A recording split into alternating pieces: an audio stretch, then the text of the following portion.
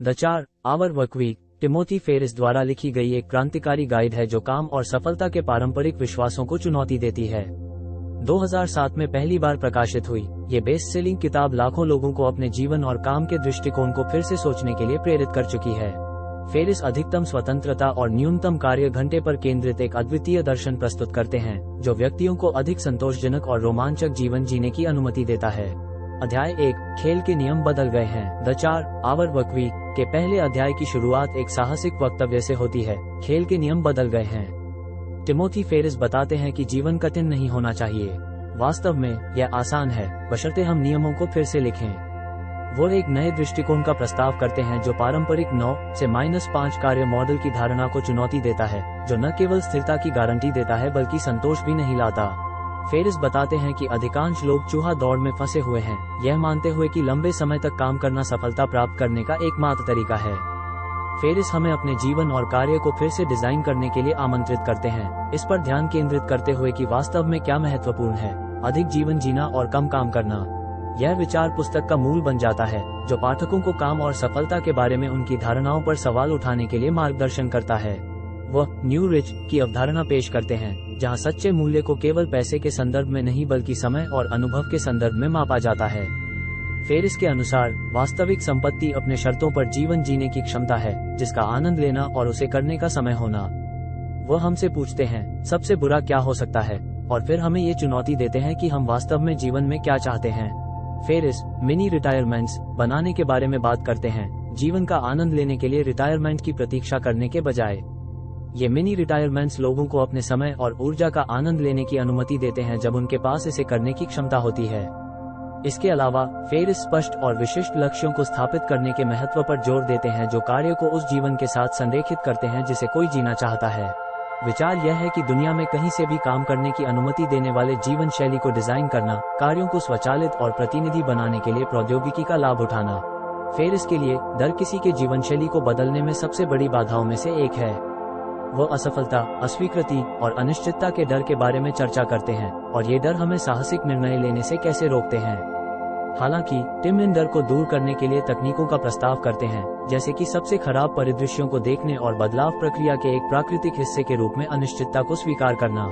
सारांश में the 4 hour workweek का पहला अध्याय काम और जीवन के प्रति एक मौलिक रूप से अलग दृष्टिकोण के लिए नींव रखता है। पारंपरिक मानदंडों को चुनौती देकर और स्वतंत्रता और लचीलापन पर आधारित जीवन शैली के निर्माण को बढ़ावा देकर फेरिस पाठकों को साहसिक कदम उठाने और अपने सपनों का जीवन डिजाइन करने के लिए प्रेरित करते हैं। अध्याय 2 नई संपत्तियों के नियम। दूसरे अध्याय में टिमोथी फेरिस न्यू रिच की अवधारणा प्रस्तुत करते हैं जो सफलता और संपत्ति को फिर से परिभाषित करते हैं।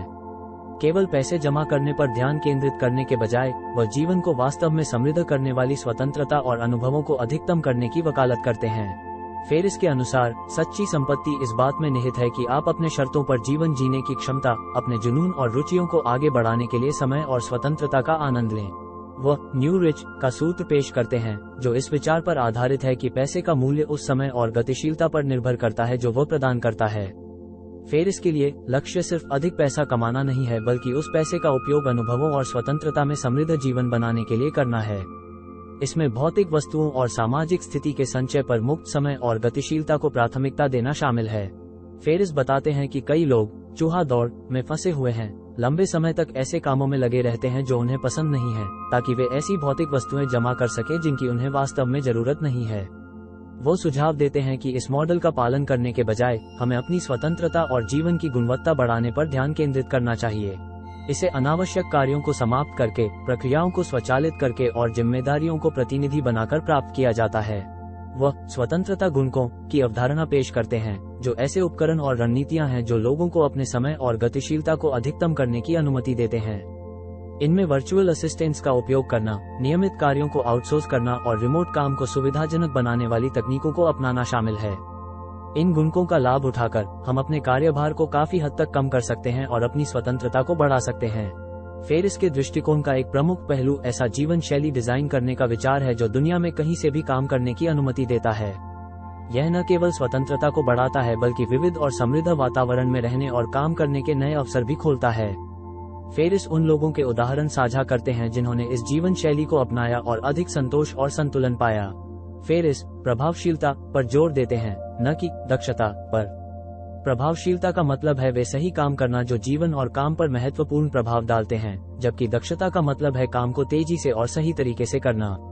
फेरिस के लिए यह महत्वपूर्ण है कि हम वास्तव में महत्वपूर्ण कार्यों पर ध्यान केंद्रित करें और उन कार्यों को समाप्त करें या प्रतिनिधि बनाएं जो नहीं करते हैं। सारांश में दूसरा अध्याय पारंपरिक धन और सफलता की धारणाओं को चुनौती देता है। समय और स्वतंत्रता के संदर्भ में धन को फिर से परिभाषित करके फेरिस ये बताता है कि एक पूर्ण और संतोषजनक जीवन कैसे जिया जाए। ये दृष्टिकोण अनुभवों और व्यक्तिगत स्वतंत्रता को अधिकतम करने पर केंद्रित है, कार्यभार को कम करने और गतिशीलता बढ़ाने के लिए उपकरण और रणनीतियां का उपयोग करते हुए। अध्याय 3 समय प्रबंधन का अंत। तीसरे अध्याय में फेरिस तर्क देते हैं कि पारंपरिक समय प्रबंधन एक पूर्ण और उत्पादक जीवन प्राप्त करने के लिए पर्याप्त नहीं है। कम समय में अधिक काम करने की कोशिश करने के बजाय वो एक मौलिक रूप से अलग दृष्टिकोण का प्रस्ताव करते हैं, प्राथमिकताओं का प्रबंधन करना और अनावश्यक कार्यों को समाप्त करना। फेरिस के अनुसार लक्ष्य हर मिनट को गतिविधियों से भरने का नहीं है, बल्कि उन कुछ कार्यों पर ध्यान केंद्रित करना है जो वास्तव में महत्वपूर्ण हैं और जिनका महत्वपूर्ण प्रभाव पड़ता है। वो पारेटो सिद्धांत, जिसे 80/20 नियम के रूप में भी जाना जाता है, पेश करते हैं। ये सिद्धांत बताता है कि 80% परिणाम 20% प्रयासों से आते हैं। काम और जीवन में लागू किया गया, इसका मतलब है कि हमें अपनी अधिकांश गतिविधियां हमारे मुख्य लक्ष्यों में महत्वपूर्ण योगदान नहीं देती। फेरिस पाठकों को उनके दैनिक कार्यों का एक व्यापक ऑडिट करने के लिए प्रेरित करते हैं ताकि उन कार्यों की पहचान की जा सके जो सबसे अधिक प्रभाव उत्पन्न करते हैं और बाकी को समाप्त या प्रतिनिधि बनाते हैं। फेरिस प्रोडक्टिव और बिजी होने के बीच के अंतर पर चर्चा करते हैं। कई लोग निरंतर व्यस्तता को उत्पादकता से भ्रमित करते हैं, यह मानते हुए कि हमेशा व्यस्त रहना दक्षता का पर्याय है। हालांकि फेरिस तर्क देते हैं कि व्यस्त होना जरूरी नहीं कि उत्पादक हो। सच्ची उत्पादकता महत्वपूर्ण और महत्वपूर्ण प्रभाव डालने वाले कार्यों पर ध्यान केंद्रित करके प्राप्त की जाती है और उन गतिविधियों को समाप्त करके जो कोई मूल्य नहीं जोड़ती। वो पारेटो सिद्धांत को लागू करने और प्राथमिकता प्रबंधन में सुधार के लिए कई व्यवहारिक तकनीकों का सुझाव देते हैं। इनमें से एक तकनीक है गतिविधि विश्लेषण, जो मौजूदा सभी कार्यों और जिम्मेदारियों की समीक्षा करना और उनके प्रभाव और प्रासंगिकता के आधार पर उन्हें वर्गीकृत करना है।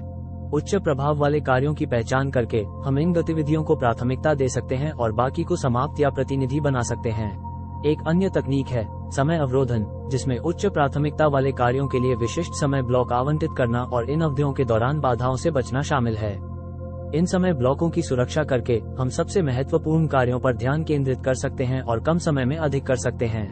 फेरिस कम महत्वपूर्ण गतिविधियों जैसे कि ईमेल की जांच या बैठकों में भाग लेना के लिए स्पष्ट सीमाएं स्थापित करने का सुझाव देते हैं ताकि ये कार्य बहुत अधिक समय न लें। फेरिस भी सीमाएं स्थापित करने और उन मांगों और अनुरोधों के लिए ना कहने के महत्व को संबोधित करते हैं जो व्यक्तिगत प्राथमिकताओं के साथ संरेखित नहीं होते हैं। सम्मानपूर्वक और दृढ़ता से ना कहने की कला सीखना उच्च प्राथमिकता वाले कार्यों पर ध्यान केंद्रित करने और काम के बोझ से बचने के लिए महत्वपूर्ण है। वो इस कौशल का अभ्यास करने और सीमाओं के प्रबंधन में सुधार के लिए उदाहरण और रणनीतियां प्रदान करते हैं। सारांश में तीसरा अध्याय समय प्रबंधन की पारंपरिक धारणा को चुनौती देता है और प्राथमिकता आधारित दृष्टिकोण का प्रस्ताव करता है। पारेटो सिद्धांत को लागू करके और उच्च प्रभाव वाले कार्यों पर ध्यान केंद्रित करके हम अपनी उत्पादकता में सुधार कर सकते हैं और संतुलित और संतोषजनक जीवन जीने के लिए समय और ऊर्जा मुक्त कर सकते हैं। इस दृष्टिकोण में अनावश्यक कार्यों को समाप्त करना, उच्च प्राथमिकता वाले समय की सुरक्षा करना और काम के बोझ से बचने के लिए स्पष्ट सीमाएं स्थापित करना शामिल है। अध्याय 4 डर और आराम। चौथे अध्याय में फेरिस डर और आराम के विषय को प्रमुख बाधाओं के रूप में संबोधित करते हैं। फेरिस के अनुसार असफलता, अस्वीकृति और अनिश्चितता का डर अक्सर लोगों को साहसिक कदम उठाने और पूर्ण और संतोषजनक जीवन प्राप्त करने से रोकता है। इसके अलावा आराम क्षेत्र लोगों को एक नीरस और सीमित दिनचर्या में फंसा सकता है, जिससे वे नए अवसरों और चुनौतियों का पता लगाने से बचते हैं। फेरिस तर्क देते हैं कि डर का सामना करना और उसे दूर करना सफलता और व्यक्तिगत संतोष प्राप्त करने के लिए आवश्यक है।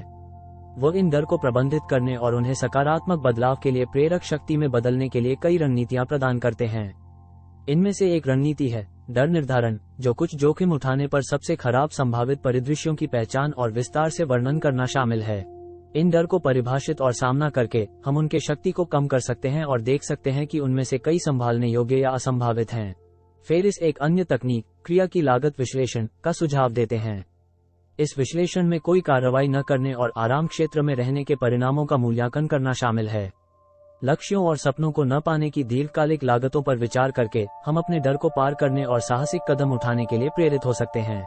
फेरिस क्रमिक जोखिम के महत्व पर भी जोर देते हैं, जो धीरे धीरे और प्रगतिशील तरीके से डर का सामना करना शामिल है। छोटे कदम उठाकर डर की ओर और धीरे धीरे चुनौती के स्तर को बढ़ाकर हम आत्मविश्वास बना सकते हैं और चिंता को कम कर सकते हैं। ये तकनीक इस विचार पर आधारित है कि पुनरावृत्ति और परिचितता डर को संवेदनहीन बना सकते हैं और चुनौतीपूर्ण परिस्थितियों को अधिक प्रबंधनीय बना सकते हैं। लेखक असुविधाजनक आराम की अवधारणा का भी अन्वेषण करते हैं। कई लोग असंतोषजनक स्थितियों में केवल इसलिए रहते हैं क्योंकि वे परिचित और आरामदायक होती हैं। फेरिस तर्क देते हैं कि यह आवश्यक है कि आराम क्षेत्र से बाहर निकला जाए और सक्रिय रूप से नई और चुनौतीपूर्ण अनुभवों की तलाश की जाए। ये अनुभव न केवल विकास और सीखने प्रदान करते हैं बल्कि अप्रत्याशित और पुरस्कृत अवसरों की ओर भी ले सकते हैं। फेरिस नियमित रूप से आत्मा अवलोकन और मूल्यांकन की प्रथाओं का सुझाव देते हैं। इसमें अपनी उपलब्धियों पर विचार करना, सुधार के क्षेत्रों की पहचान करना और आवश्यकता अनुसार अपने दृष्टिकोण को समायोजित करना शामिल है। आत्मा अवलोकन आपको अपने अनुभवों से सीखने और अपने लक्ष्यों की ओर अधिक स्पष्टता और उद्देश्य के साथ बढ़ने की अनुमति देता है। सारांश में द 4 आवर वर्कवीक का चौथा अध्याय डर और आराम को महत्वपूर्ण बदलाव और व्यक्तिगत विकास के लिए महत्वपूर्ण बाधाओं के रूप में संबोधित करता है। फेरिस इन डर का सामना करने और उन्हें पार करने के लिए व्यवहारिक रणनीतियां प्रदान करते हैं, जिसमें डर निर्धारण, क्रिया की लागत विश्लेषण, क्रमिक जोखिम और असुविधाजनक आराम की खोज शामिल है। इन रणनीतियों को अपनाकर हम अपने क्षमता को मुक्त कर सकते हैं और अधिक पूर्ण और संतोषजनक जीवन डिजाइन कर सकते हैं। अध्याय 5 चयनात्मक उन्मूलन की कला द 4 आवर वर्कवीक के 5वें अध्याय में टिमोथी फेरिस चयनात्मक उन्मूलन की अवधारणा पेश करते हैं। वो बताते हैं कि कम काम करने और अधिक प्राप्त करने की कुंजी उन सभी अनावश्यक कार्यों को समाप्त करने में है जो हमारे जीवन और काम में वास्तविक मूल्य नहीं जोड़ते। फेरिस तर्क देते हैं कि हम दैनिक रूप से जो कई गतिविधियां करते हैं वे केवल व्यस्त कार्य हैं, उत्पादक नहीं हैं। इस चक्र को तोड़ने के लिए हमें केवल आवश्यक पर ध्यान केंद्रित करते हुए पहचानना और समाप्त करना होगा।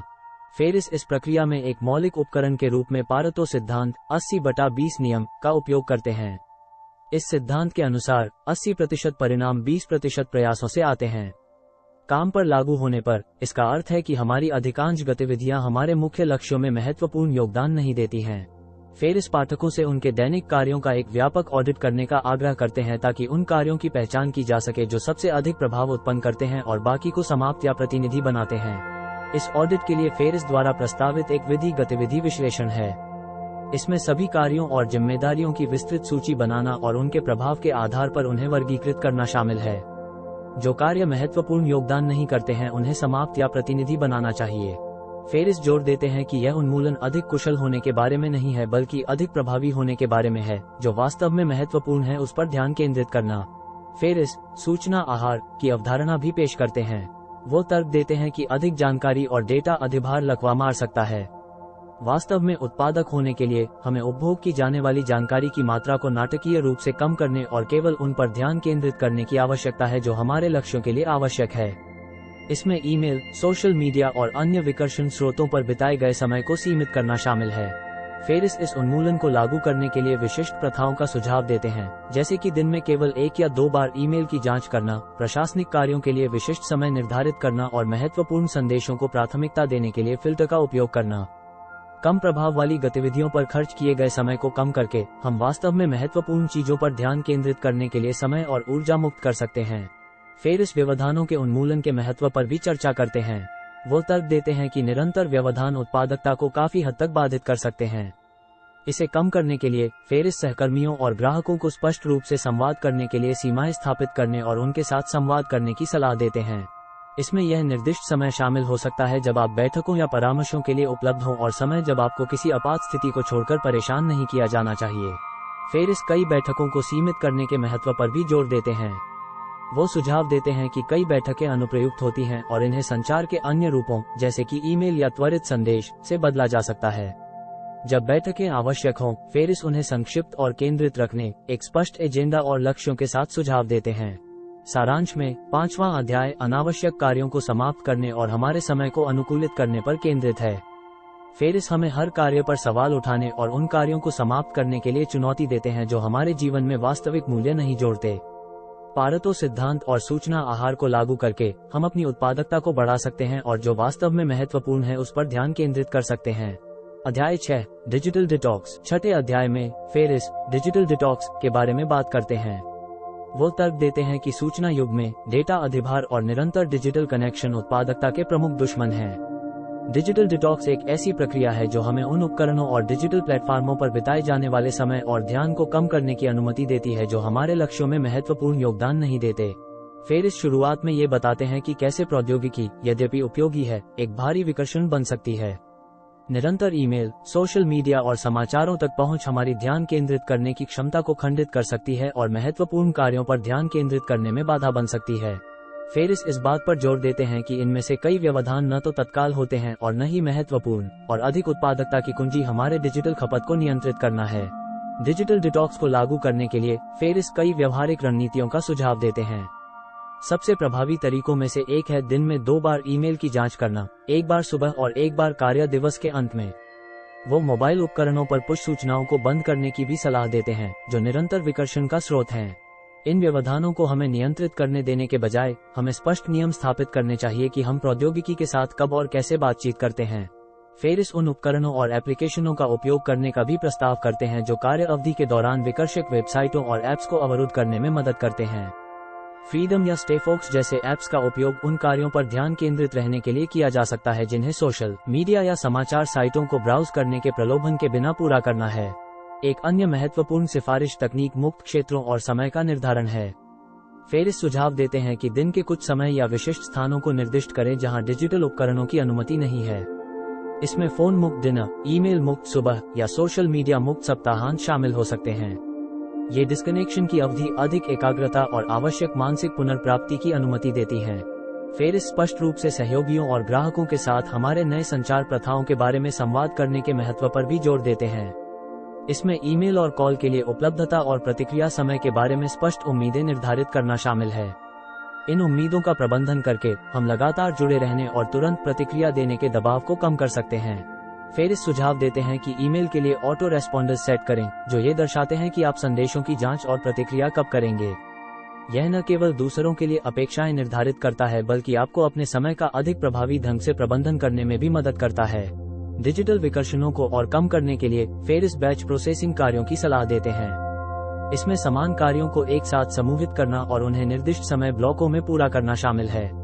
उदाहरण के लिए, आप प्रत्येक दिन एक विशिष्ट समय ईमेल का जवाब देने या सोशल मीडिया अपडेट को संभालने के लिए समर्पित कर सकते हैं। कार्यों को बैचिंग करके आप संदर्भ स्विचिंग को कम कर सकते हैं और दक्षता में सुधार कर सकते हैं। एक और रणनीति जिसे फेरिस चर्चा करते हैं वह है निम्न सूचना आहार का उपयोग। इसमें आपके द्वारा उपभोग की जाने वाली जानकारी के बारे में चयनात्मक होना, केवल उन पर ध्यान केंद्रित करना जो आवश्यक और आपके लक्ष्यों के लिए प्रासंगिक हैं।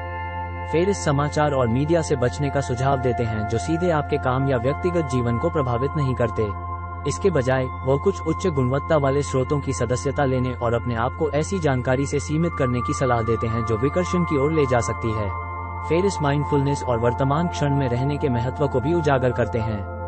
वो ध्यान या माइंडफुल ब्रीदिंग अभ्यास जैसे अभ्यासों का सुझाव देते हैं ताकि आप ध्यान केंद्रित रह सकें और लगातार अपने उपकरणों की जांच करने की इच्छा को कम कर सकें। माइंडफुलनेस की आदत विकसित करके आप अपनी एकाग्रता की क्षमता को सुधार सकते हैं और अधिक उत्पादक हो सकते हैं। सारांश में छठा अध्याय डिजिटल अधिभार को कम करने पर केंद्रित है ताकि उत्पादकता और जीवन की गुणवत्ता में सुधार हो सके। फेरिस हमें प्रौद्योगिकी के साथ हमारी बातचीत को सक्रिय रूप से प्रबंधित करने, स्पष्ट सीमाएं स्थापित करने और उन आदतों को अपनाने के लिए प्रेरित करते हैं जो हमें वास्तव में महत्वपूर्ण चीजों पर ध्यान केंद्रित करने की अनुमति देते हैं। डिजिटल डिटॉक्स सूचना प्रभुत्व युग में हमारे समय और ध्यान पर पुनः नियंत्रण प्राप्त करने के लिए एक शक्तिशाली उपकरण है। अध्याय 7 व्यवधान। 7वें अध्याय में फेरिस कार्य वातावरण में व्यवधानों से निपटने के तरीके पर चर्चा करते हैं। व्यवधान उत्पादकता के मुख्य दुश्मनों में से एक है और महत्वपूर्ण कार्यों पर ध्यान केंद्रित करने की हमारी क्षमता को नष्ट कर सकते हैं। फेरिस हमें इन व्यवधानों की पहचान करने और उन्हें प्रभावी ढंग से कम करने और प्रबंधित करने के लिए रणनीतियां लागू करने के लिए सिखाते हैं।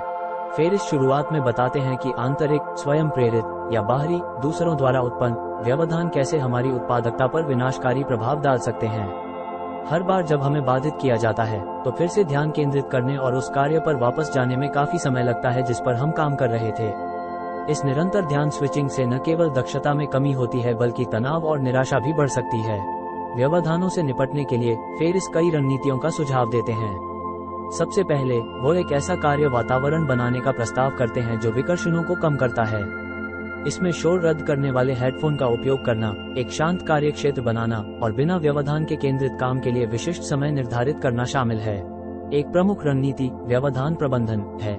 फेरिस सलाह देते हैं कि सहकर्मियों और ग्राहकों के साथ स्पष्ट सीमाएं स्थापित करें कि कब व्यवधान की अनुमति है। इसमें ये संप्रेषित करना शामिल है कि आप बैठकों या परामर्शों के लिए कब उपलब्ध हैं और दिन के समय कब व्यवधान स्वीकार नहीं किए जाएंगे, सिवाय आपात स्थिति के। फेरिस स्वचालन के महत्व पर भी चर्चा करते हैं ताकि व्यवधानों को कम किया जा सके। इसमें ईमेल के लिए स्वचालित उत्तर सेट करना शामिल है, जैसे कि बाहर होने का उत्तर, जो ये दर्शाता है कि आप कब उत्तर देने के लिए उपलब्ध होंगे।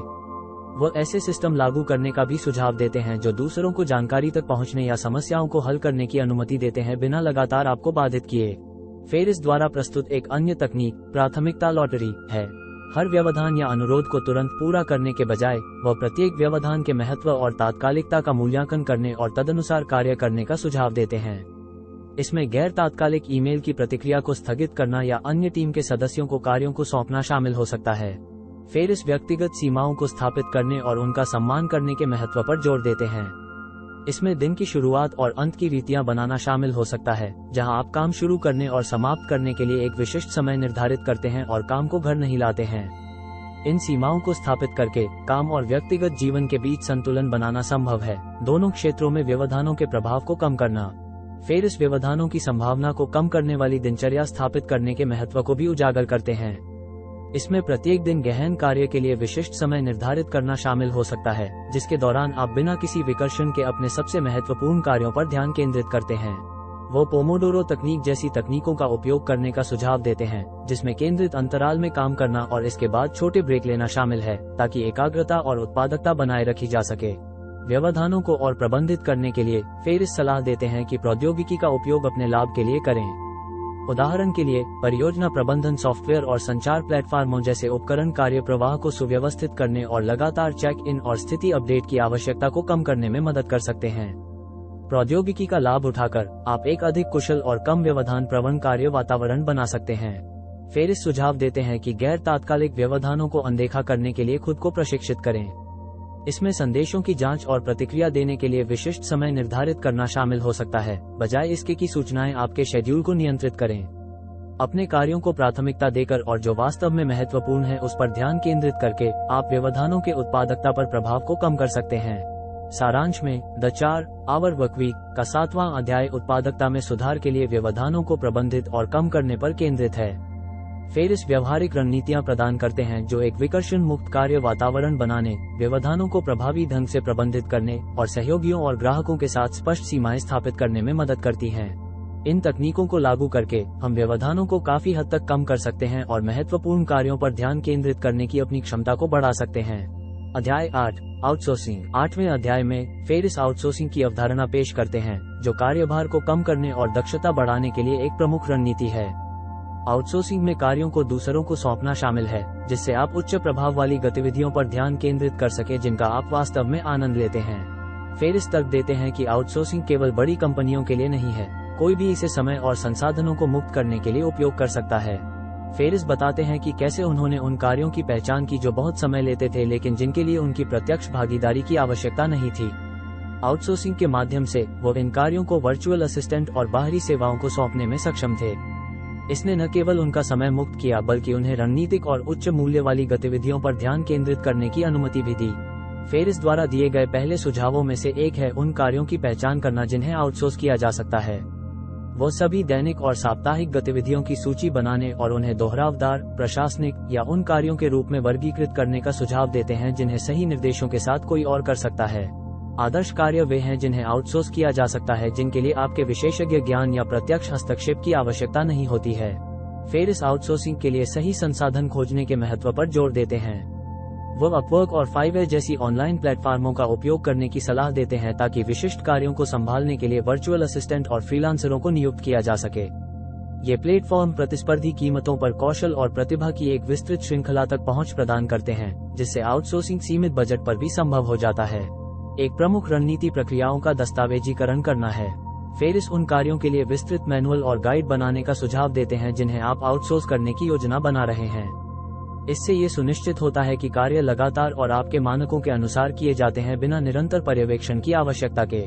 प्रक्रियाओं का दस्तावेजीकरण करके आप आत्मविश्वास के साथ कार्यों को सौंप सकते हैं और सुनिश्चित कर सकते हैं कि वे सही तरीके से किए गए हैं। फेरिस आउटसोर्सिंग में विश्वास और नियंत्रण के मुद्दे को भी संबोधित करते हैं। ये स्वाभाविक है कि दूसरों को कार्य सौंपते समय कार्य की गुणवत्ता और समय सीमा के बारे में चिंता हो। हालांकि फेरिस उम्मीदों को स्पष्ट रूप से स्थापित करने और सहायकों और फ्रीलांसरों के साथ प्रभावी संचार के महत्व पर जोर देते हैं। इसमें अपेक्षित परिणामों, समय सीमा की स्पष्ट परिभाषा और प्रदर्शन में सुधार के लिए निरंतर प्रतिक्रिया शामिल है। इसके अतिरिक्त फेरिस महत्वपूर्ण कार्यों को सौंपने से पहले सहायकों की क्षमता और विश्वसनीयता का मूल्यांकन करने के लिए छोटे परीक्षण कार्यों के साथ शुरू करने का सुझाव देते हैं। इससे आपको जल्दी से किसी भी समस्या की पहचान करने और आवश्यकता अनुसार अपनी आउटसोर्सिंग रणनीति को समायोजित करने की अनुमति मिलती है। फेरिस आउटसोर्सिंग के वित्तीय पहलुओं पर भी चर्चा करते हैं। वो तर्क देते हैं कि आउटसोर्सिंग तब लागत प्रभावी हो सकती है जब आपके समय के मूल्य की तुलना में हो। कुछ कार्यों को स्वयं करने की अवसर लागत की गणना करके आप उन्हें दूसरों को सौंपने के वित्तीय लाभ देख सकते हैं। यह आपको अपने समय को अधिक मूल्यवान और उत्पादक गतिविधियों में निवेश करने की अनुमति देता है। आउटसोर्सिंग के लाभों को और अधिक स्पष्ट करने के लिए फेरिस कई केस स्टडीज और सफल आउटसोर्सिंग रणनीतियों के उदाहरण साझा करते हैं। ये कहानियां इस बात पर प्रकाश डालती हैं कि व्यक्तियों और व्यवसायों ने आउटसोर्सिंग का उपयोग कैसे किया है ताकि संचालन को सुव्यवस्थित किया जा सके, लागतों को कम किया जा सके और दक्षता प्राप्त की जा सके। इन उदाहरणों से सीखकर पाठक इस बात पर अंतर्दृष्टि प्राप्त कर सकते हैं कि अपनी परिस्थितियों में समान रणनीतियों को कैसे लागू किया जाए। फेरिस अपने आउटसोर्सिंग प्रक्रियाओं का लगातार मूल्यांकन और सुधार करने के महत्व पर भी जोर देते हैं। इसमें आपके सहायकों और फ्रीलांसरों के प्रदर्शन की नियमित रूप से समीक्षा करना, प्रतिक्रिया प्राप्त करना और आवश्यकता अनुसार समायोजन करना शामिल है। उच्च गुणवत्ता और दक्षता के मानक को बनाए रखकर आप ये सुनिश्चित कर सकते हैं कि आपके आउटसोर्सिंग प्रयास मूल्य प्रदान करते रहें। सारांश में द 4 आवर वर्कवीक का 8वां अध्याय कार्यभार को कम करने और दक्षता बढ़ाने के लिए आउटसोर्सिंग को एक शक्तिशाली उपकरण के रूप में प्रस्तुत करता है। फेरिस व्यवहारिक रणनीतियां प्रदान करते हैं जो उन कार्यों की पहचान करने, सही संसाधन खोजने, प्रक्रियाओं का दस्तावेजीकरण करने और सहायकों और फ्रीलांसरों के साथ प्रभावी संचार स्थापित करने में मदद करती हैं। इन तकनीकों को अपनाकर आप उच्च मूल्य वाली गतिविधियों और आनंद पर ध्यान केंद्रित करने के लिए समय और संसाधनों को मुक्त कर सकते हैं। अध्याय 9 निष्क्रिय आय द 4 आवर वर्कवीक के 9वें अध्याय में टिमोथी फेरिस निष्क्रिय आय की अवधारणा की गहराई में जाते हैं, जो पारंपरिक नौकरी पर निर्भरता को कम करने और व्यक्तिगत स्वतंत्रता बढ़ाने के लिए एक प्रमुख रणनीति है। निष्क्रिय आय वह आय है जो सिस्टम सेटअप के बाद न्यूनतम या बिना किसी दैनिक हस्तक्षेप के उत्पन्न होती है। फेरिस तर्क करते हैं कि निष्क्रिय आय के स्रोत बनाना अधिक वित्तीय और समय स्वतंत्रता प्राप्त करने के लिए आवश्यक है। फेरिस बताते हैं कि निष्क्रिय आय के स्रोतों को खोजने और विकसित करने का महत्व है, जिसे वह म्यूज कहते हैं। वो सुझाव देते हैं कि ऐसे अवसरों की तलाश करें जहां आप अद्वितीय उत्पाद या सेवाएं प्रदान कर सकते हैं जो विशिष्ट समस्याओं का समाधान करती हैं। कुंजी एक ऐसा विचार खोजना है जिसे आप स्वचालित और स्केल कर सकते हैं बिना समय और पैसे की महत्वपूर्ण निवेश के। अपने म्यूज को खोजने के लिए फेरिस कई बाजार अनुसंधान विधियों की सिफारिश करते हैं। एक तकनीक है गूगल और अमेजन पर खोज रुझानों का निरीक्षण करना ताकि उच्च मांग और कम प्रतिस्पर्धा वाले उत्पादों या सेवाओं की पहचान की जा सके। वह ये भी सुझाव देते हैं कि आम समस्याओं को खोजने के लिए ऑनलाइन मंचों और समुदायों का अन्वेषण करें जिन्हें आप अपने उत्पाद या सेवा के साथ संबोधित कर सकते हैं। फेरिस जोर देते हैं कि अपने विचार का परीक्षण करने से पहले बहुत अधिक समय और पैसा निवेश करने के महत्व को समझें। एक प्रभावी रणनीति है एक न्यूनतम व्यवहार्य उत्पाद MVP बनाना और बाजार में लॉन्च करना ताकि प्रारंभिक प्रतिक्रिया प्राप्त हो सके। यह आपको वास्तविक ग्राहक प्रतिक्रिया के आधार पर अपने प्रस्ताव को समायोजित और सुधार करने की अनुमति देता है, जोखिम को कम करते हुए और सफलता की संभावनाओं को बढ़ाते हुए। एक बार जब आपने अपने विचार को मान्य कर लिया, फेरिस दैनिक व्यवसाय संचालन को प्रबंधित करने के लिए स्वचालन सिस्टम को लागू करने का सुझाव देते हैं। इसमें ई-कॉमर्स प्लेटफॉर्मों, पूर्ति सेवाओं और स्वचालित विपणन उपकरणों का उपयोग शामिल है। प्रशासनिक और परिचालन कार्यों को स्वचालित सिस्टम को सौंपकर आप अपने व्यवसाय की रणनीति और विकास पर ध्यान केंद्रित कर सकते हैं। फेरिस आपके उत्पाद या सेवा का विपणन और बेचने के महत्व को भी संबोधित करते हैं। वह गूगल और फेसबुक विज्ञापन, सामग्री विपणन और ईमेल विपणन जैसी डिजिटल विपणन रणनीतियों का उपयोग करने की सलाह देते हैं ताकि ग्राहकों को आकर्षित और परिवर्तित किया जा सके। कुंजी एक कुशल बिक्री फनल बनाना है जो संभावनाओं को आकर्षित, पोषित और वफादार ग्राहकों में परिवर्तित करने की प्रक्रिया को स्वचालित करता है। सारांश में द 4 आवर वर्कवीक का 9वां अध्याय निष्क्रिय आय बनाने पर केंद्रित है, जो अधिक वित्तीय और समय स्वतंत्रता प्राप्त करने के लिए एक मौलिक रणनीति है। फेरिस व्यवहारिक रणनीतियां प्रदान करते हैं जो एक म्यूज की पहचान और विकास, अपने विचार को बाजार में परीक्षण और दैनिक व्यवसाय संचालन को स्वचालित करने में मदद करती हैं। इन तकनीकों को अपनाकर आप निष्क्रिय आय उत्पन्न कर सकते हैं और एक अधिक संतुलित और संतोषजनक जीवन का आनंद लेने के लिए समय मुक्त कर सकते हैं। अध्याय 10, अपने म्यूज को खोजें। 10वें अध्याय में फेरिस इस बात की गहराई में जाते हैं कि अपने म्यूज को कैसे उत्पन्न और विकसित किया जाए, जो एक ऐसा व्यवसाय या निष्क्रिय आय का स्रोत है जो आपके आदर्श जीवन शैली को वित्तपोषित करने की अनुमति देता है। यह अध्याय अवसरों की पहचान करने, विशिष्ट समस्याओं को हल करने वाले उत्पादों या सेवाओं को बनाने और अपने म्यूज को बनाए रखने और स्केल करने के लिए एक सिस्टम स्थापित करने पर केंद्रित है। फेरिस बताते हैं कि अपने म्यूज के लिए विचार कैसे खोजे जाएं।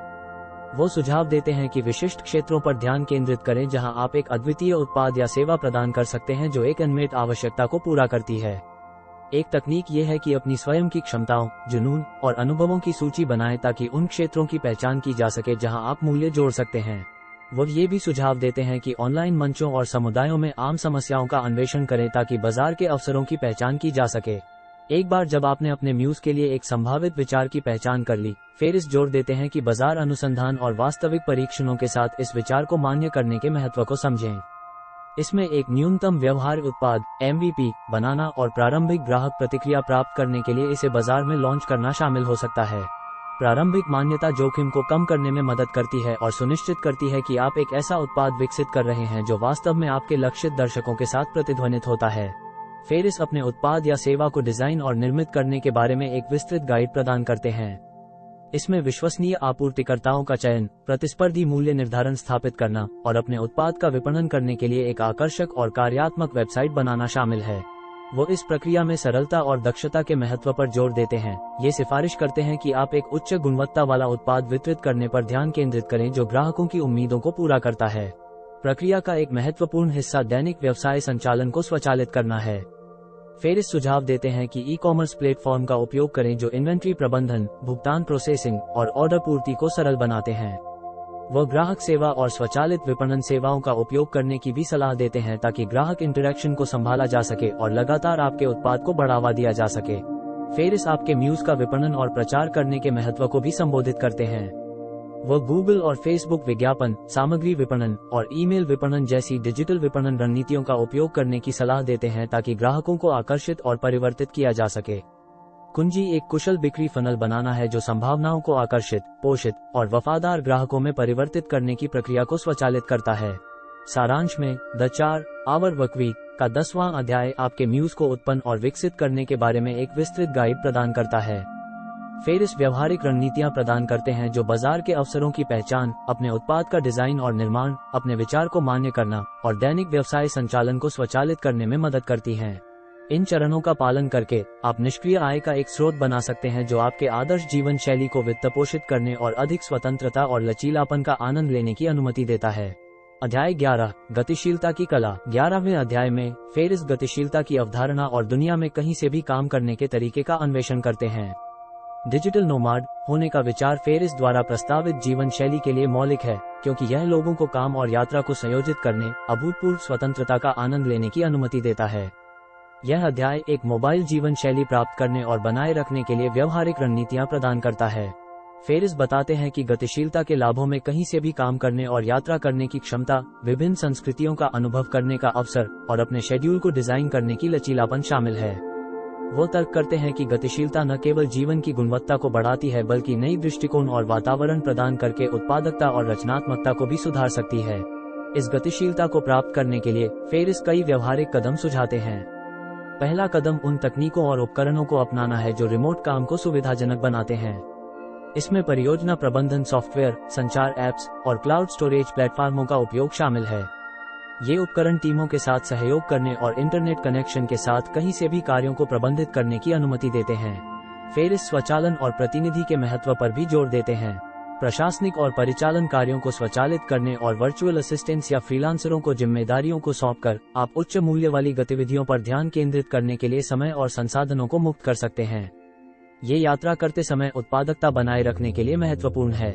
गतिशीलता का एक प्रमुख पहलू प्रभावी वित्तीय और कर प्रबंधन है। फेरिस ऑनलाइन बैंकिंग सेवाओं और वित्तीय प्रबंधन ऐप्स का उपयोग करने की सिफारिश करते हैं ताकि आप कहीं से भी अपने वित्त का ट्रैक रख सकें। वो विभिन्न देशों में काम करने के कर निहितार्थों पर शोध करने और अंतर्राष्ट्रीय मामलों में विशेषज्ञता वाले कर सलाहकार को नियुक्त करने पर विचार करने का सुझाव देते हैं। फेरिस एक दिनचर्या और उपयुक्त कार्य क्षेत्र स्थापित करने के महत्व को भी संबोधित करते हैं, भले ही यात्रा कर रहे हों। वो सुझाव देते हैं कि काम करने के लिए शांत और आरामदायक स्थानों को ढूंढें, जैसे कि कैफे, कोवर्किंग स्पेस या शॉर्ट टर्म रेंटल। एक दैनिक दिनचर्या स्थापित करना जिसमें काम, व्यायाम और अवकाश के लिए समय शामिल है, संतुलन और उत्पादकता बनाए रखने में मदद कर सकता है। इसके अलावा फेरिस यात्रा करते समय ग्राहकों और सहकर्मियों के साथ जुड़े रहने और उम्मीदों का प्रबंधन करने के लिए रणनीतियां प्रस्तावित करते हैं।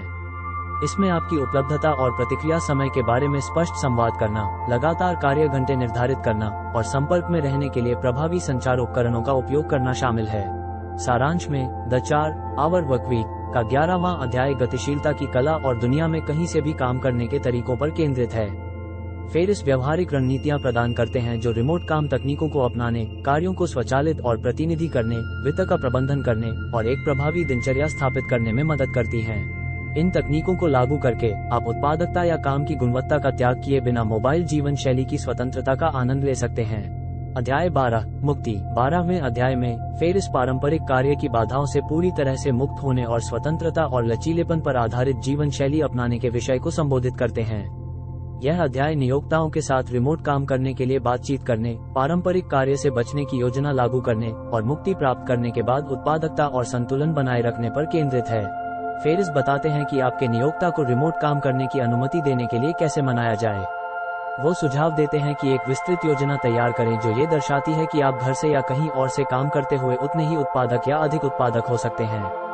इसमें सांख्यिकी और सफलता के उदाहरण प्रस्तुत करना और एक परीक्षण अवधि का प्रस्ताव करना शामिल है ताकि रिमोट काम की प्रभावशीलता साबित हो सके। फेरिस परिणामों के बजाय परिणामों पर ध्यान केंद्रित करने के महत्व पर जोर देते हैं। परिणामों पर ध्यान केंद्रित करके आप अपने नियोक्ता को दिखा सकते हैं कि रिमोट काम न केवल संभव है बल्कि लाभदायक भी है। फेरिस प्रोजेक्ट ट्रैकिंग टूल और नियमित रिपोर्ट का उपयोग करने का सुझाव देते हैं ताकि आपके बॉस को आपकी प्रगति और उपलब्धियों के बारे में जानकारी दी जा सके। एक बार जब आपने रिमोट काम करने की अनुमति प्राप्त कर ली, फेरिस आपके दिन की संरचना और उत्पादकता बनाए रखने के लिए सुझाव देते हैं। इसमें नियमित कार्य शेड्यूल स्थापित करना, एक समर्पित कार्य क्षेत्र बनाना और समय प्रबंधन तकनीकों का उपयोग करना शामिल है, जैसे कि समय अवरोधन और प्राथमिकता देना। कुंजी यह है कि आपको उत्पादक बने रहने की अनुमति देने वाले संतुलन को खोजना चाहिए बिना रिमोट काम की स्वतंत्रता और लचीलेपन का त्याग किए। फेरिस डिस्कनेक्ट करने और काम और व्यक्तिगत जीवन के बीच स्पष्ट सीमाएं स्थापित करने के महत्व को भी संबोधित करते हैं। वो सुझाव देते हैं कि काम और अवकाश के लिए विशिष्ट घंटे निर्धारित करें और बाधाओं और विकर्षणों का प्रबंधन करने में अनुशासन बनाए रखें। यह एक स्वस्थ संतुलन बनाए रखने और बर्नआउट से बचने के लिए महत्वपूर्ण है। इसके अतिरिक्त फेरिस लंबे समय तक प्रेरित और केंद्रित रहने के लिए रणनीतियां प्रस्तावित करते हैं। इसमें स्पष्ट और चुनौतीपूर्ण लक्ष्यों को स्थापित करना, सीखने और व्यक्तिगत विकास के अवसरों की तलाश करना और सहयोगियों और मार्गदर्शकों के समर्थन नेटवर्क का निर्माण करना शामिल है जो मार्गदर्शन और प्रेरणा प्रदान कर सकते हैं। निरंतर विकास और सुधार पर ध्यान केंद्रित करके आप ये सुनिश्चित कर सकते हैं कि आपकी मुक्त जीवन शैली संतोषजनक और उत्पादक बनी रहे। सारांश में द 4 आवर वर्कवीक का 12वां अध्याय पारंपरिक कार्य से पूर्ण मुक्ति और स्वतंत्रता और लचीलेपन पर आधारित जीवन शैली अपनाने पर केंद्रित है। फेरिस व्यवहारिक रणनीतियां प्रदान करते हैं जो रिमोट काम की बातचीत करने, उत्पादकता और संतुलन बनाए रखने और काम और व्यक्तिगत जीवन के बीच स्पष्ट सीमाएं स्थापित करने में मदद करती हैं। इन तकनीकों को लागू करके आप अपने सच्चे जुनून और रुचियों के चारों ओर केंद्रित एक मुक्त और संतोषजनक जीवन का आनंद ले सकते हैं।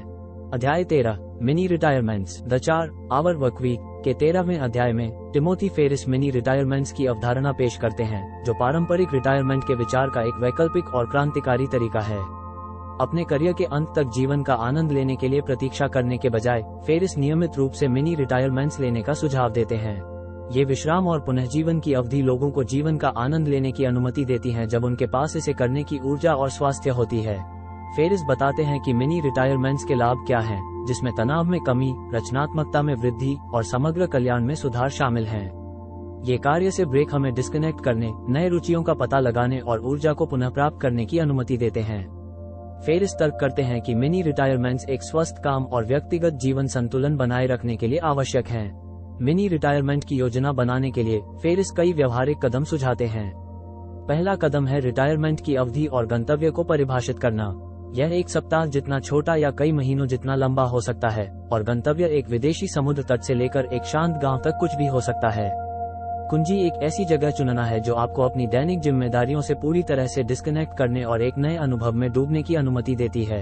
फेरिस इस बात पर जोर देते हैं कि आपकी अनुपस्थिति के दौरान काम और जिम्मेदारियों को प्रभावी ढंग से प्रबंधित करने के लिए पहले से योजना बनाना महत्वपूर्ण है।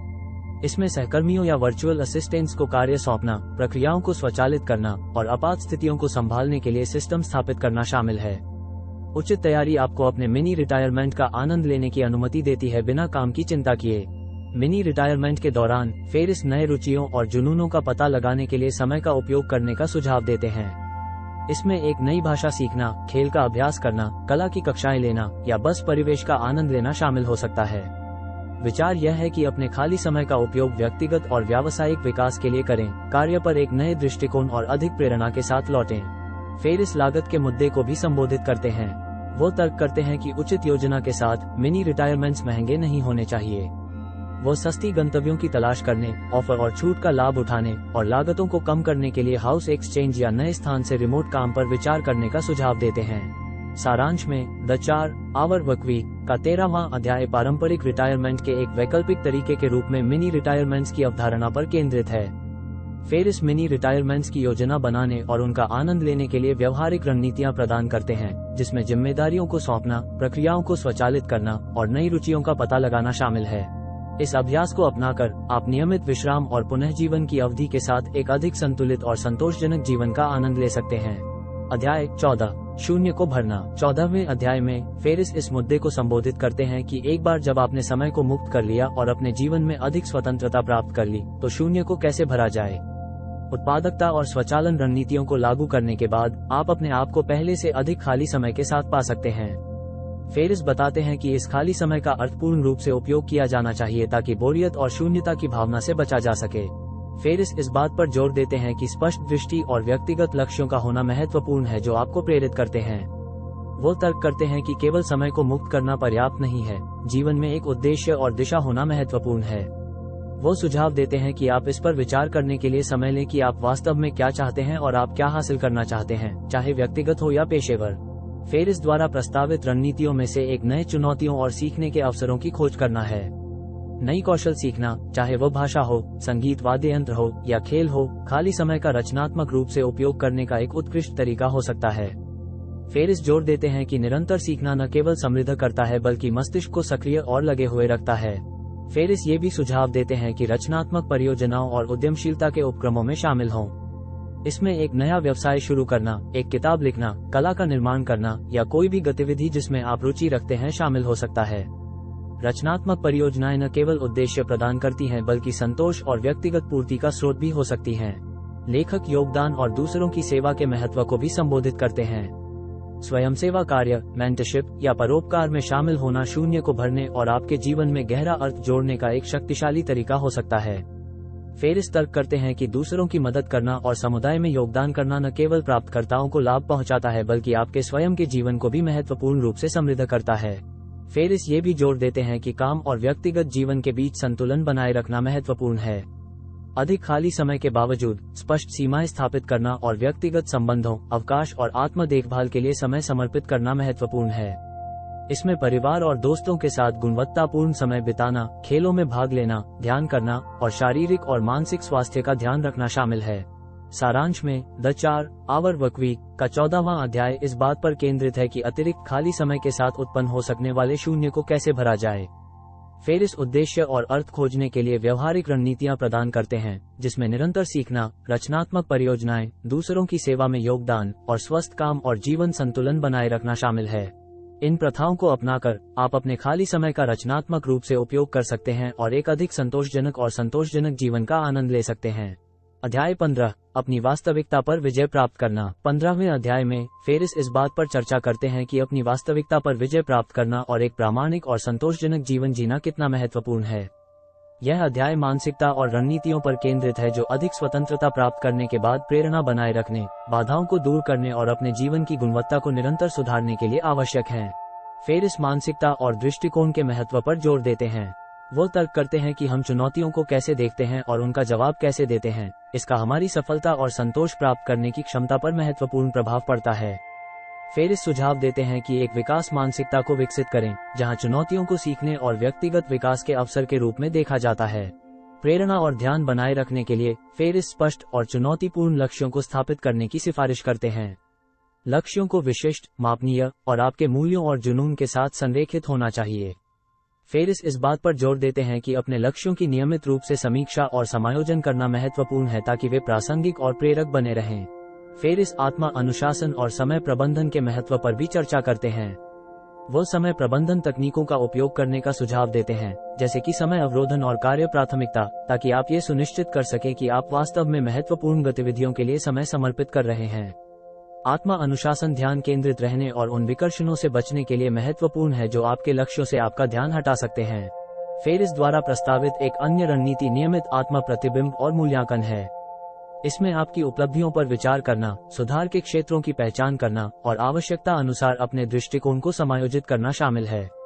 आत्मा प्रतिबिंब आपको अपने अनुभवों से सीखने और अपने लक्ष्यों की ओर अधिक स्पष्टता और उद्देश्य के साथ आगे बढ़ने की अनुमति देता है। फेरिस अनुकूलनशीलता की क्षमता और परिवर्तन के प्रति लचीलापन के महत्व पर भी जोर देते हैं। वो तर्क करते हैं कि स्थायी सफलता के लिए बदलते परिस्थितियों के अनुकूल होने और झटकों को दूर करने की क्षमता आवश्यक है। लचीलापन ध्यान और शारीरिक व्यायाम जैसी प्रथाओं के माध्यम से विकसित किया जा सकता है और एक मजबूत समर्थन नेटवर्क का निर्माण। लेखक सकारात्मक और प्रेरक लोगों के साथ खुद को घेरने के महत्व को भी सुझाव देते हैं। संबंध और सामाजिक कनेक्शन हमारी प्रेरणा और कल्याण में महत्वपूर्ण भूमिका निभाते हैं। फेरिस मार्गदर्शक, सहयोगी और मित्रों की तलाश करने की सिफारिश करते हैं जो आपके मूल्यों को साझा करते हैं और आपको निरंतर बढ़ने और सुधारने के लिए प्रेरित करते हैं। सारांश में द 4 आवर वर्कवीक का 15वां अध्याय इस बात पर केंद्रित है कि अपनी वास्तविकता पर विजय प्राप्त करना और एक प्रामाणिक और संतोषजनक जीवन जीना कितना महत्वपूर्ण है। फेरिस प्रेरणा बनाए रखने, बाधाओं को दूर करने और अपने जीवन की गुणवत्ता को निरंतर सुधारने के लिए व्यवहारिक रणनीतियां प्रदान करते हैं। इन रणनीतियों में विकास मानसिकता को विकसित करना, स्पष्ट लक्ष्यों को स्थापित करना, आत्मा अनुशासन का अभ्यास करना, नियमित आत्म प्रतिबिंब और लचीलापन और अनुकूलनशीलता को विकसित करना शामिल है। इन प्रथाओं को अपनाकर आप एक अधिक संतोषजनक और प्रामाणिक जीवन जीने के अपने रास्ते पर ध्यान केंद्रित और प्रेरित रह सकते हैं। अध्याय 16 अक्सर पूछे जाने वाले प्रश्न और case studies. The 4 hour workweek के 16वें और अंतिम अध्याय में फेरिस अक्सर पूछे जाने वाले प्रश्नों फैक्ट का उत्तर देते हैं और उन व्यक्तियों के केस स्टडीज प्रस्तुत करते हैं जिन्होंने पुस्तक में चर्चा की गई रणनीतियों को सफलतापूर्वक लागू किया है। यह अध्याय एक अतिरिक्त व्यवहारिक मार्गदर्शिका और प्रेरणा का स्रोत के रूप में कार्य करता है, जो दिखाता है कि सिद्धांतों और तकनीकों को विभिन्न स्थितियों और संदर्भों में कैसे अनुकूलित और उपयोग किया जा सकता है। फेरिस अक्सर पूछे जाने वाले प्रश्नों के साथ शुरू करते हैं, जो उन आम चिंताओं और संदेहों को संबोधित करते हैं जो पाठकों के पास हो सकते हैं जब वे उनकी रणनीतियों को लागू करने की कोशिश कर रहे होते हैं। ये प्रश्न समय प्रबंधन और कार्य प्रतिनिधि से लेकर निष्क्रिय आय बनाने और रिमोट काम की बातचीत करने तक की विस्तृत श्रृंखला को कवर करते हैं। फेरिस अपने स्वयं के अनुभव और उन अन्य लोगों के परिणामों के आधार पर विस्तृत उत्तर और व्यवहारिक सलाह प्रदान करते हैं जिन्होंने उनके तरीकों का पालन किया है। एक आम प्रश्न ये है कि नियोक्ता या सहयोगियों से रिमोट काम या कार्य संरचना बदलने के प्रस्ताव पर कैसे प्रतिक्रिया दी जाए। फेरिस सुझाव देते हैं कि एक ठोस मामला तैयार करें जो प्रस्ताव के लाभों को प्रदर्शित करता है, जैसे कि उत्पादकता में वृद्धि और लागत में कमी। वो एक परीक्षण अवधि के साथ शुरू करने की सलाह देते हैं ताकि वास्तविक परिणाम दिखाने से पहले एक स्थायी बदलाव का अनुरोध किया जा सके। एक और सामान्य प्रश्न ये है कि विश्वसनीय वर्चुअल असिस्टेंट्स और फ्रीलांसरों को कैसे खोजा और चयनित किया जाए। फेरिस प्रतिष्ठित ऑनलाइन प्लेटफार्मों का उपयोग करने और कौशल और सांस्कृतिक फिट का मूल्यांकन करने के लिए विस्तृत साक्षात्कार करने की सलाह देते हैं। वो छोटे कार्यों के साथ शुरू करने और विश्वास स्थापित होते ही जिम्मेदारी बढ़ाने का सुझाव देते हैं। फेरिस समय प्रबंधन और व्यक्तिगत अनुशासन के बारे में चिंताओं को भी संबोधित करते हैं। वो दैनिक दिनचर्या स्थापित करने, समय ट्रैकिंग ऐप्स का उपयोग करने और काम और व्यक्तिगत जीवन के बीच स्पष्ट सीमाएं स्थापित करने जैसी तकनीकों का प्रस्ताव करते हैं। ये उपकरण और आदतें ध्यान केंद्रित और उत्पादक बने रहने में मदद करती हैं बिना व्यक्तिगत कल्याण का त्याग किए। केस स्टडीज के खंड में फेरिस उन लोगों की सफलता की कहानियां प्रस्तुत करते हैं जिन्होंने पुस्तक में वर्णित रणनीतियों को लागू किया है। ये केस स्टडीज दिखाते हैं कि उन्मूलन, स्वचालन और मुक्ति के सिद्धांतों को विभिन्न उद्योगों और स्थितियों में कैसे अनुकूलित किया जा सकता है। उद्यमियों से लेकर कॉर्पोरेट कर्मचारियों तक ये उदाहरण ये दिखाते हैं कि फेरिस की रणनीतियां कैसे काम कर सकती हैं। एक केस स्टडी में एक उद्यमी को हाईलाइट किया गया है जिसने अपने कार्यभार को बढ़ाए बिना अपने व्यवसाय का विस्तार करने के लिए आउटसोर्सिंग का उपयोग किया। एक अन्य उदाहरण एक कर्मचारी को दिखाता है जिसने रिमोट काम की व्यवस्था को सफलतापूर्वक बातचीत की, जिससे उसे दुनिया भर में यात्रा करते हुए अपने नौकरी को बनाए रखने की अनुमति मिली। ये केस स्टडीज न केवल फेरिस की रणनीतियों की व्यवहार्यता को दर्शाते हैं बल्कि पाठकों को विशिष्ट विचार और दृष्टिकोण प्रदान करते हैं जिन्हें वे अपनी परिस्थितियों में अनुकूलित कर सकते हैं। फेरिस निरंतर सीखने और अनुकूलन के महत्व पर जोर देते हैं। वो पाठकों को अपने लक्ष्यों, रणनीतियों और परिणामों की नियमित समीक्षा करने के लिए प्रोत्साहित करते हैं ताकि यह सुनिश्चित हो सके कि वे अपनी वांछित जीवन शैली के साथ संरेखित रहें। लचीले और परिवर्तन के लिए खुले रहकर व्यक्ति अपने कार्य और व्यक्तिगत जीवन को अनुकूलित करना जारी रख सकते हैं ताकि अधिक स्वतंत्रता और संतोष प्राप्त कर सकें। सारांश में द 4 आवर वर्कवीक का 16वां अध्याय अक्सर पूछे जाने वाले प्रश्नों के उत्तर और सफल कार्यान्वयन के प्रेरणादायक केस स्टडीज प्रदान करता है। फेरिस व्यवहारिक सलाह और ठोस उदाहरण प्रदान करते हैं जो ये दिखाते हैं कि उनकी विधियां कैसे प्रभावी हो सकती हैं और विभिन्न संदर्भों में कैसे अनुकूलित की जा सकती हैं। अध्याय के अंत में पाठकों को ये स्पष्ट समझ होती है कि वर्णित तकनीकों को कैसे लागू किया जाए और अपने जीवन और कार्य को बदलने के लिए प्रेरित किया जाए।